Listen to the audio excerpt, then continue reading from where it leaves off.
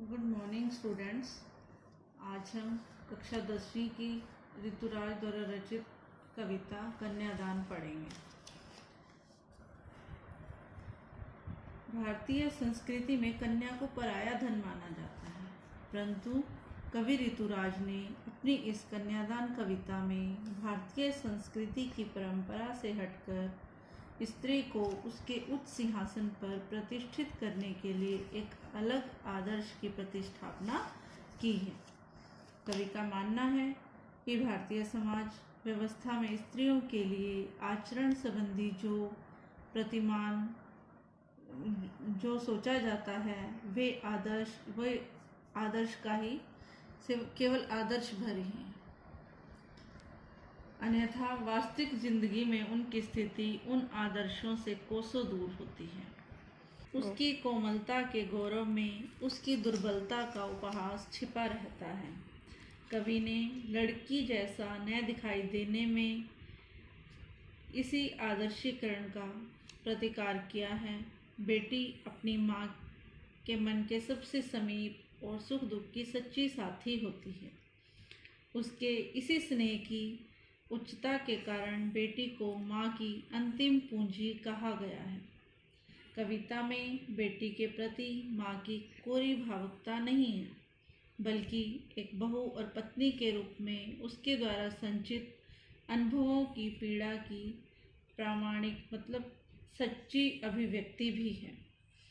स्त्री जीवन के प्रति अपनी गहन संवेदनशीलता का परिचय कवि ने अपनी इस कविता में दिया है। संवेदनशीलता मतलब इमोशंस। कन्यादान। अब हम पढ़ेंगे कन्यादान।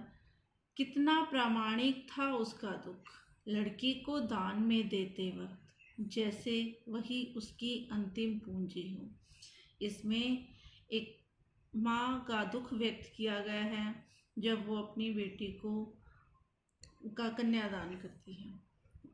तो यहाँ पर कवि कहते हैं कि कितना प्रामाणिक मतलब सच्चा, कितना सच्चा था उसका दुख कि वो अपनी बेटी को दान कर रही है, उसकी शादी कर रही है। जैसे ऐसा लग रहा था उसे कि जैसे वही उसकी अंतिम पूंजी है, कि उसको अंतिम पूंजी अपना अंतिम धन जो है वो अपनी बेटी ही लग रही थी।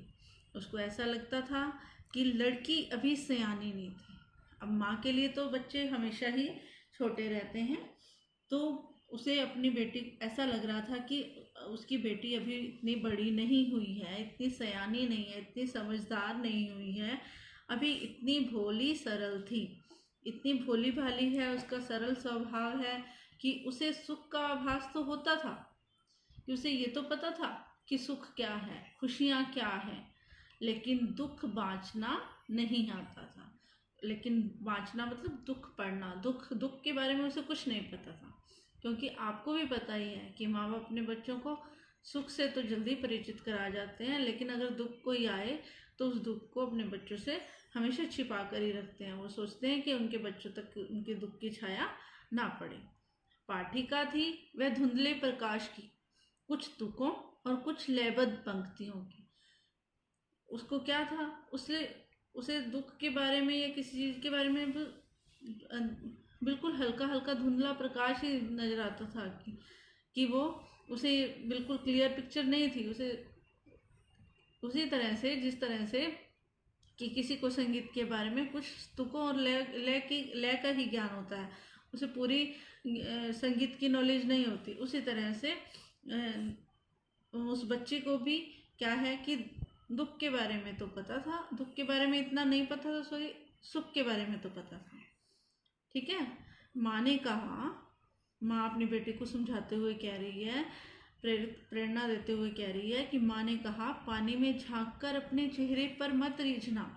माँ उसको ये कह रही है कि कहीं ये मत सोचना कि अपनी सुंदरता चेहरे पर मतलब आईने में देखकर, पानी में झांककर मतलब अपनी फोटो देख, अपनी पिक्चर को देखकर बार बार खुश मत होती रहना। क्यों? क्योंकि आग रोटियां सेकने के लिए है, जलने के लिए नहीं। क्योंकि आग रोटियां सेकने ये इसलिए कहा गया है क्योंकि माँ जो है अपनी बेटी को प्रेरणा दे रही है, उसे समझा रही है कि अगर तुम पर कोई अत्याचार करे तो उसे मत सहना, क्योंकि आग जो है वो रोटियां से, जिस तरह से हमने कई बार सुना है ये बातें कि हाँ अभी बहू को जला दिया गया, हमने आज तक किसी बेटी को तो जलते हुए नहीं देखा किचन में, लेकिन बहुओं को जलते हुए क्यों देखा?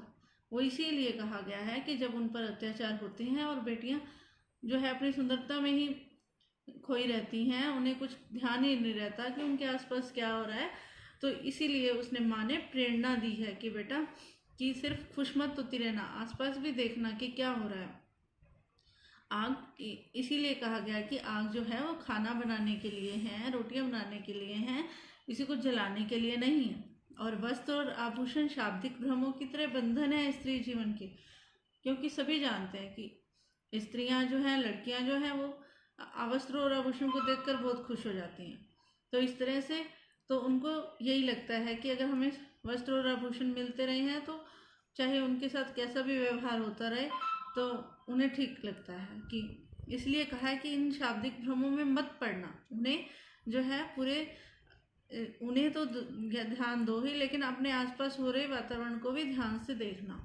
माँ ने कहा लड़की होना पर लड़की जैसी दिखाई मत देना, कि लड़की तो होना, लड़की जैसे संस्कारों को धारण करना, सबका मान सम्मान करना, सबकी इज्जत करना, सबका ध्यान रखना, लेकिन अगर तुम पर कोई अत्याचार हो रहा है तो उसे कभी मत सहन करना।